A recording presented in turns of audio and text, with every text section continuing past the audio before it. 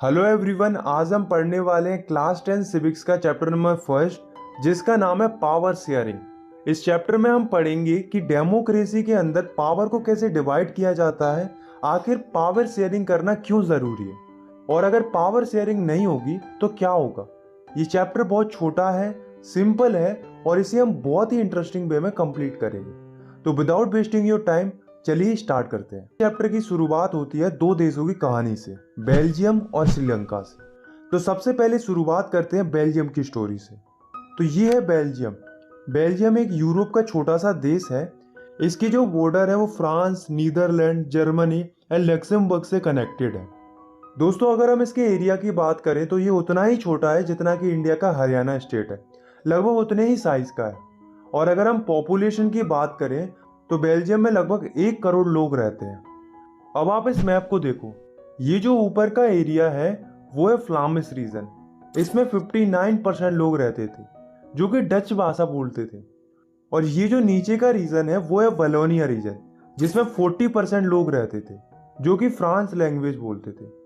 और जो बचे हुए 1% लोग थे वो जर्मन लैंग्वेज बोलते थे।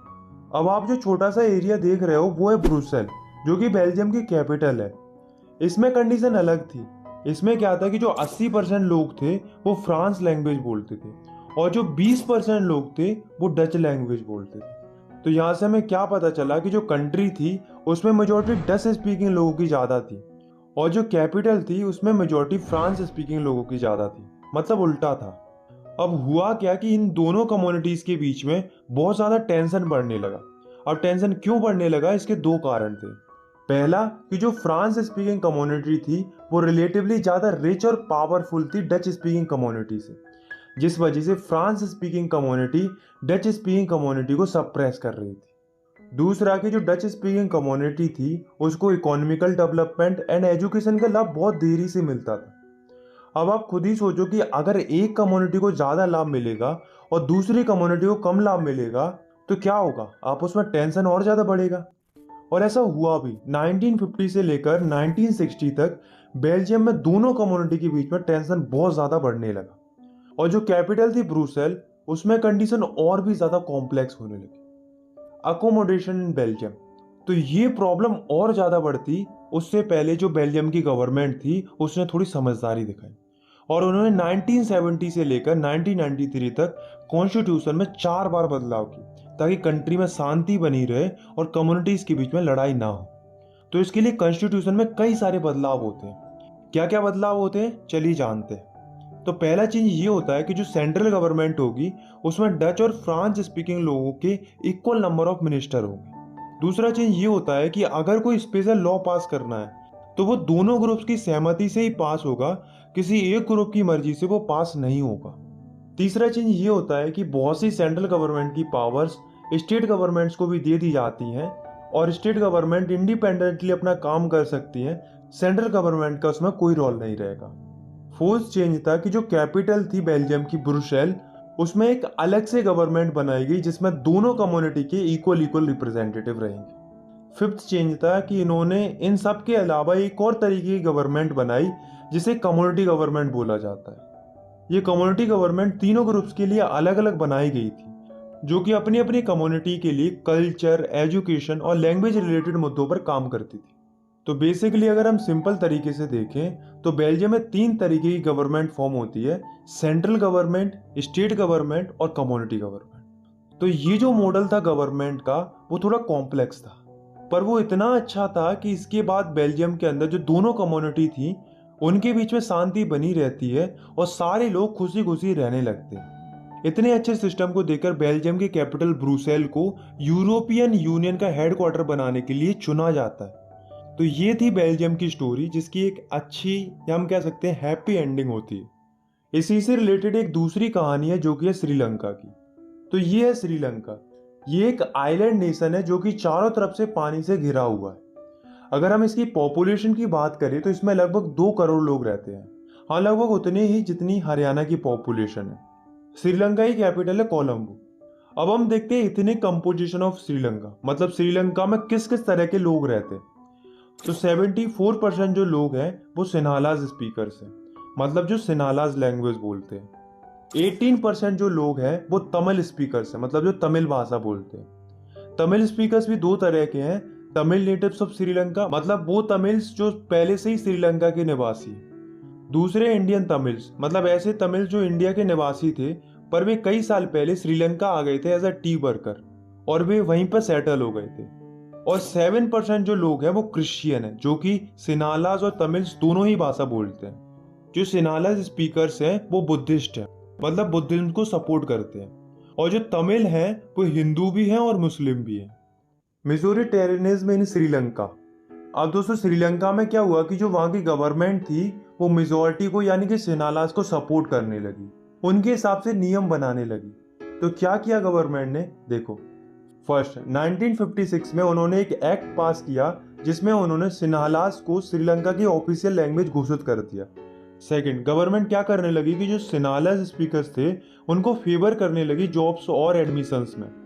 मतलब अगर दो कैंडिडेट ने सेम जॉब के लिए अप्लाई किया है तो उसमें से जो सिनालाज वाला होगा उसको वो जॉब मिल जाएगी, तमिल वाले को नहीं मिलेगी। तो देख रहे हो डिस्क्रिमिनेशन होने लगा था।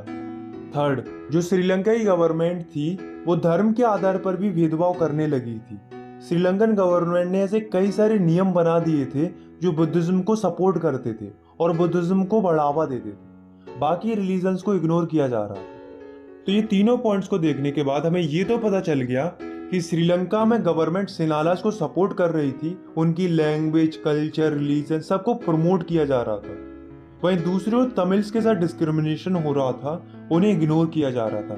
तमिल्स को ये लगने लगा था कि जो गवर्नमेंट है और जो मेजर पार्टीज हैं वे उनकी लैंग्वेज, कल्चर और रिलीजन्स की बिल्कुल भी परवाह नहीं कर रही हैं। और उनको तो ये भी लगने लगा था कि जो गवर्नमेंट है वो उनके फंडामेंटल राइट्स के साथ भी खिलवाड़ कर रही है, जैसे कि राइट टू इक्वालिटी, क्योंकि उन्हें सोसाइटी में बराबरी का अधिकार नहीं मिल रहा था। तो जो ये तमिल लोग थे उनको लगा कि अब गवर्नमेंट तो कुछ करेगी नहीं, इसलिए उन्हें खुद से स्टेप लेने शुरू कर दिए। तमिल्स ने क्या किया कि उन्होंने अपनी पॉलिटिकल पार्टीज बनाई और डिमांड करना शुरू कर दिया।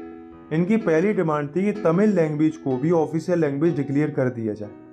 दूसरी डिमांड थी कि उनके रीजन में सेपरेट गवर्नमेंट बना दी जाए।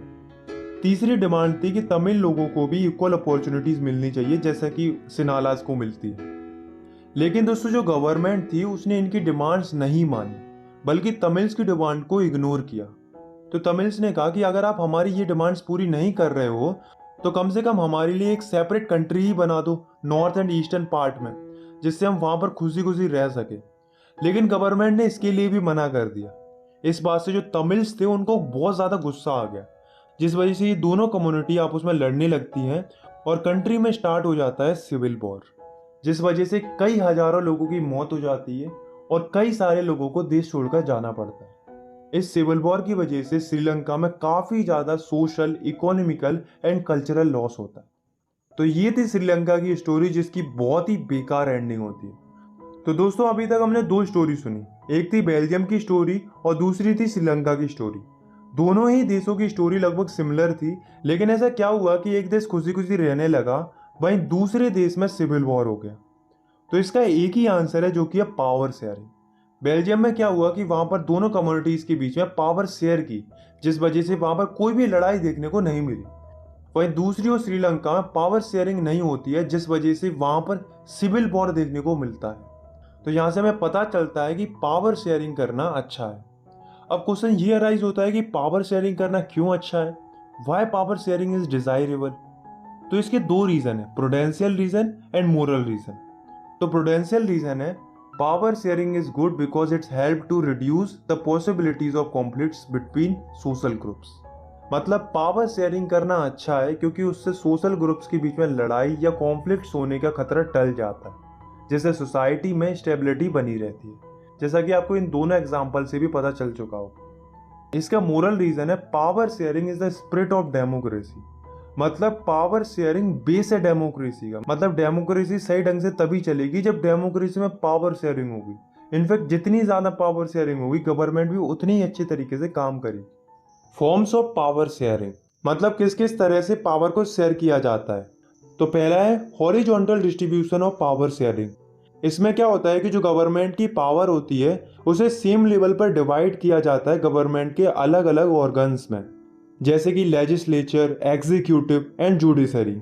इन तीनों ऑर्गन्स में कोई छोटा बड़ा नहीं होता, इनके पास पावर बराबर रहती है, लेकिन इनके काम अलग अलग होते हैं। ये तीनों ऑर्गन्स आपस में एक दूसरे पर नजर रखते हैं और चेक करते रहते हैं हर एक ऑर्गन को, ताकि ये इंश्योर किया जाए कि कोई एक ऑर्गन ही अनलिमिटेड पावर्स का इस्तेमाल नहीं कर रहा है।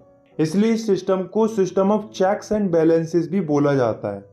नेक्स्ट है vertical distribution of power sharing. इसमें क्या होता है कि जो पावर होती है वो गवर्नमेंट के अलग अलग टीयर्स में डिवाइडेड होती है। जैसे कि सबसे ऊपर होती है सेंट्रल गवर्नमेंट, जो कि पूरे देश की गवर्नमेंट होती है। फिर उसके नीचे होती है स्टेट गवर्नमेंट, जो कि स्टेट लेवल की गवर्नमेंट होती है। फिर होती है लोकल गवर्नमेंट, जो कि लोकल लेवल पर होती है। इसमें क्या होता है कि जो सेंट्रल गवर्नमेंट होती है वो अपनी पावर स्टेट गवर्नमेंट के साथ शेयर करती है, और जो स्टेट गवर्नमेंट होती है वो अपनी पावर लोकल गवर्नमेंट के साथ शेयर करती है। मतलब अलग अलग लेवल्स पर पावर शेयरिंग होती है। क्योंकि ये पावर शेयरिंग वर्टिकल तरीके से होती है, इसलिए इसको vertical distribution of power sharing बोला जाता है, और इसको फेडरल गवर्नमेंट भी बोला जाता है। इसके बारे में हम डिटेल में नेक्स्ट चैप्टर में भी पढ़ेंगे। थर्ड फॉर्म है power sharing among different social groups. इसमें क्या होता है कि जो पावर होती है वो अलग अलग सोशल ग्रुप्स के बीच में डिस्ट्रीब्यूट की जाती है। जैसे कि आपने बेल्जियम वाले केस में भी देखा था कि जो कम्युनिटी गवर्नमेंट जो फॉर्म होती है वहां पर, वो भी इसी का एग्जाम्पल थी। सिमिलरली इंडिया में भी जो रिजर्वेशन का सिस्टम चलता है वो भी इसी का कंसेप्ट है। आपने देखा होगा कि इंडिया के अंदर वीकर सेक्शन को, जैसे कि SC, ST, OBC, इनको रिजर्वेशन मिलता है कॉन्स्टिट्यूएंसी के अंदर, जैसा कि हमने 9th क्लास में भी पढ़ा था। तो ये जो पावर शेयर की जाती है अलग अलग सोशल ग्रुप्स के बीच में, इसी को बोला जाता है power sharing among different social groups. Last है power sharing among different political parties and pressure groups. इसमें क्या होता है कि जो पावर होती है उसे अलग अलग पॉलिटिकल पार्टीज में, अलग अलग प्रेशर ग्रुप्स में शेयर किया जाता है। ये क्या करते हैं, ये गवर्नमेंट को प्रेशराइज करते हैं ताकि उनकी पॉलिसीज इंप्लीमेंट हो। इनफैक्ट इंडिया में भी आपको कई सारे ग्रुप्स देखने को मिलेंगे, जैसे कि ट्रेड यूनियन है, स्टूडेंट यूनियन है, बिजनेस यूनियन है। इनके अलावा अलग अलग इंटरेस्ट ग्रुप्स भी होते हैं। तो ये क्या करते हैं, ये गवर्नमेंट को प्रेशराइज करते हैं अपनी पॉलिसीज को इम्प्लीमेंट कराने के लिए और डिसीजन मेकिंग में। तो ये था हमारा लास्ट टॉपिक। आई होप आपको ये वीडियो पसंद आई होगी। अगर आपको ये वीडियो पसंद आई तो आप इस वीडियो को लाइक कर सकते हो, और चाहो तो आप इस चैनल को सब्सक्राइब भी कर सकते हो क्लास 10 की वीडियोस आगे देखने के लिए। बाकी मिलते हैं नेक्स्ट वीडियो में, तब तक के लिए टेक केयर, बाय बाय।